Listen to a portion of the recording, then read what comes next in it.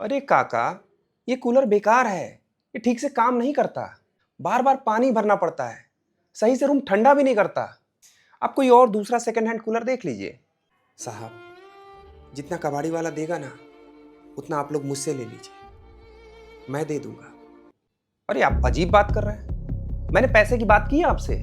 मैं तो बस इतना ही कह रहा हूं कि मैं ये कूलर आपको नहीं दे सकता। ठीक है साहब।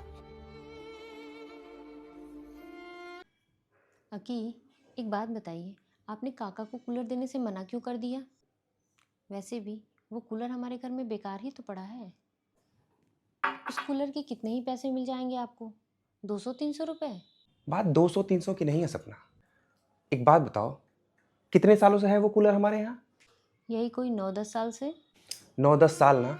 अब तुम ही बताओ, उस कूलर की कंडीशन कैसी है और उसमें तुम्हें कितनी बार करंट भी लगा है? अब तुम ही सोचो, तुम्हें पता होने के बाद भी कितनी बार करंट लगा है।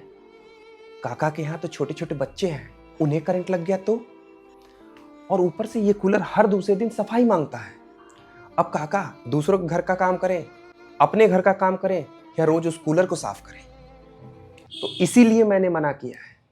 यार, उस कूलर को ले जाकर भी उनका कोई फायदा नहीं होगा। हाँ, बात तो आप सही कह रहे हैं। ये तो मैंने सोचा ही नहीं। साहब, आप चिंता मत करिए। ऐसे छोटे मोटे करंट तो हम लोगों को लगते रहते हैं। रही बात सफाई की, तो घर में मेरी बीवी साफ सफाई करती ही है। वो कूलर भी साफ कर देगी।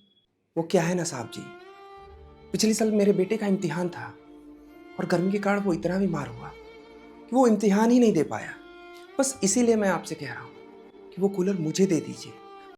पिछले साल तो मेरा बेटा इम्तिहान नहीं दे पाया, कम से कम इस साल तो दे दे। अब साहब, उस कूलर को आप कबाड़ में ही तो देंगे, मुझे दे दीजिए। मुझ गरीब का भला हो जाएगा। अरे नहीं नहीं काका, इतना रिस्क नहीं लेना हमें। वैसे भी वो कूलर बहुत तेज करंट मारता है।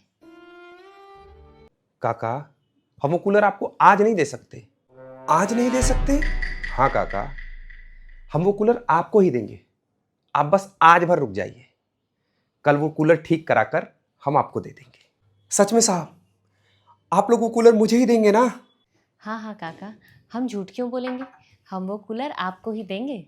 हाँ काका, अब आप हमारे यहाँ इतने सालों से काम कर रहे हैं, हमारा इतना ख्याल रखते हैं, तो हम लोग आपके लिए इतना तो कर ही सकते हैं ना। शुक्रिया साहब, मैं फटाफट आप लोगों के लिए खाना लगाता हूँ। ठीक है काका। देखा, काका कितने खुश हो गए ना। वैसे एक बात तो है, जो चीज़ किसी एक के लिए कबाड़ होती है ना, वो किसी दूसरे के लिए अनमोल होती है। बिल्कुल सही कह रही हो तुम।